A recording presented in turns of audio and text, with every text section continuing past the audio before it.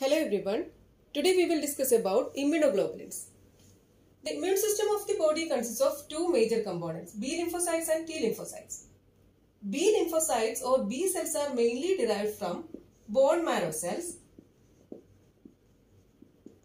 and these are responsible for the synthesis of circulating humoral antibodies known as immunoglobulins. Immunoglobulins constitute approximately 25 to 30% of total serum proteins. And immunoglobulins are glycoproteins. These are glycoproteins, and these are composed of 82 to 96% polypeptides and 4 to 18% carbohydrates. And immunoglobulins are separated in the form of bands in electrophoresis, mainly in the gamma globulin region. These are separated in the form of bands in electrophoresis. So these are gamma globulins synthesized by plasma cells in response to an immunogen and which function as antibodies. An important point is all antibodies are immunoglobulins. But all immunoglobulins may not be antibodies. All antibodies are immunoglobulins, but all immunoglobulins may not be antibodies. So coming to the structure of immunoglobulins.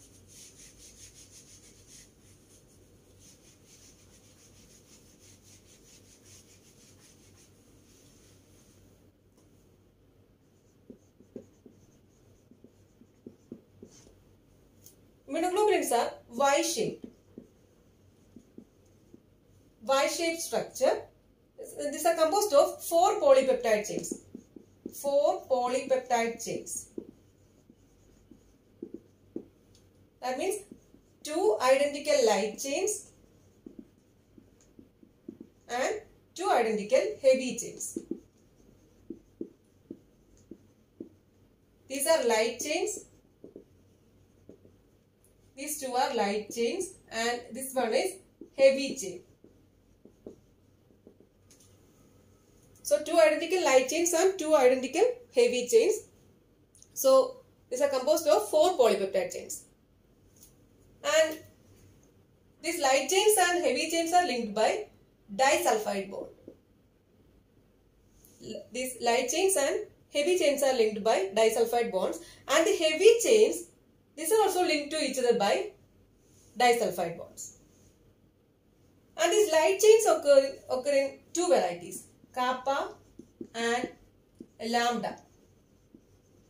Light chains in 2 varieties, kappa and lambda. And each light chain consists of 2 regions, constant region and a variable region.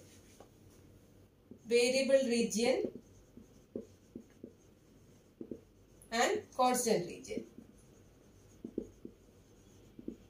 Variable region is VL, constant region we can represent it as CL. So this is VL, that is variable region, and CL, constant region. Then each heavy chain also consists of variable region and a constant region. Variable region is VH and constant region is CH. This CH or constant region, which is divided into 3 domains, CH1, CH2 and CH3. This is the heavy chain and it is divided into again 2, constant region and variable region. Variable region is VH, constant region is CH, and it is again divided into 3 domains, CH1, CH2 and CH3. And they are again divided into hypervariable region or complementarity determining region. Here it is hypervariable region or complementarity determining region. These are the sites for antigen binding. So they are again divided into hypervariable region or complementarity determining region, which is responsible for antigen binding. This is hypervariable region.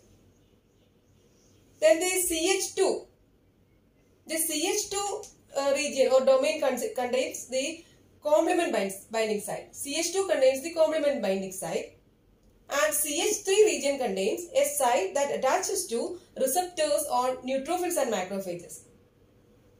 In the CH2 domain, it contains the complement binding site, and CH3 contains a site that attaches to receptors on neutrophils and macrophages. And here the connecting region is called, this connecting region, it is called the hinge region. Hinge region. And this is the connecting region. So the hinge region is the area of the heavy chain between the first and second constant regions. It is the area of the heavy chain between the first and second, that is CH1 and CH2, between CH1 and CH2, and is held together by disulfide bonds. The enzyme papain, this enzyme can cleave the hinge region at the N-terminal side of the constant heavy chain disulfide bonds, and it produces 3 fragments. It produces 3 fragments. The enzyme papain, which can cleave the N-terminal side of the CH disulfide bond, and it produces 3 fragments. It produces 3 fragments. Out of the 3 fragments, 2 fragments are identical. 2 are identical, and these are formed by intact light chains. These are formed by intact light chains bound to the VH and CH1 regions of the heavy chain. So, out of the 3 fragments, 2 fragments are identical, and these are formed by intact light chains which are bound to VH and CH1 of the heavy chains, and these are known as FAB.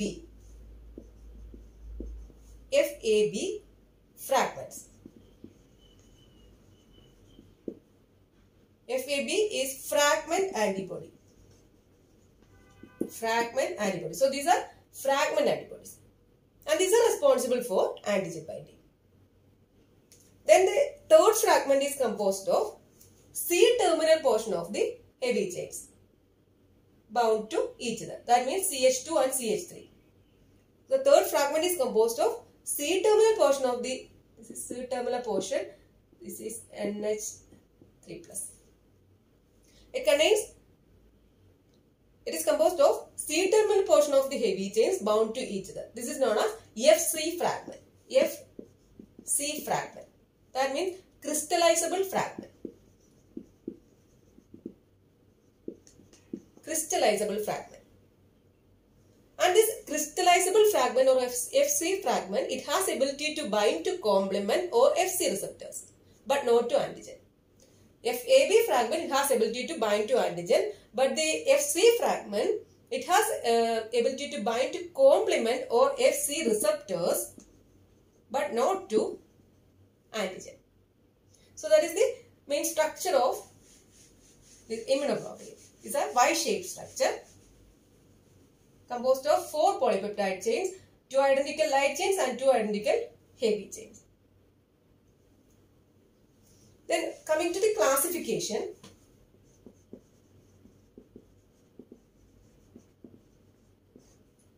based on the structure and antigenic nature of this constant heavy chains, the immunoglobulins are classified into 5 types. Based on structure and antigenic nature of this constant heavy chains, these are classified into 5 types. IgG, G means gamma, then IgA is alpha, IgM is mu, then IgD is delta, IgE is epsilon. So 5 types of immunoglobulins.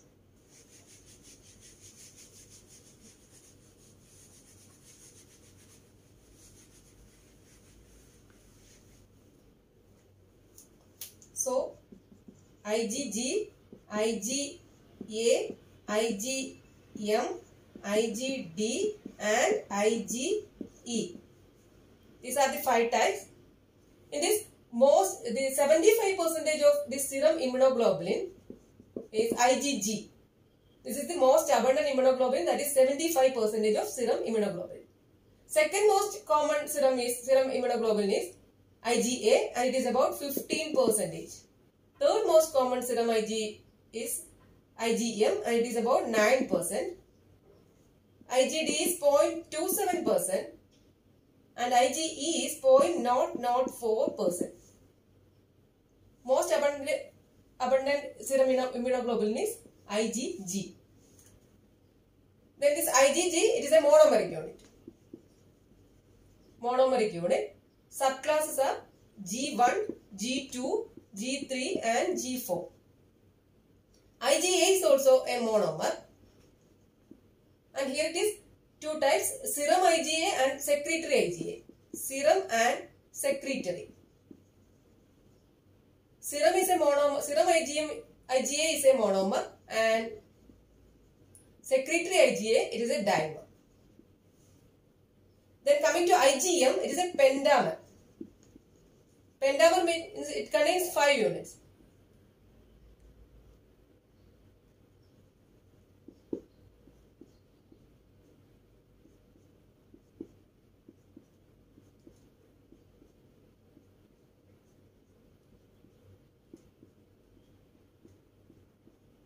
This is the structure of IgM. It contains 5 units. So it is a pentamer composed of 5 Y-shaped units held together by J polypeptide chains. J polypeptide chains. So it is composed of 5 Y-shaped units. That is IgM. It is a pentamer. Then IgD is monomer, and IgE is also a monomer. Coming to molecular weight, IgG, it is about 1,50,000. IgA is 1,70,000 to 5 lakh. IgM is 9 lakhs.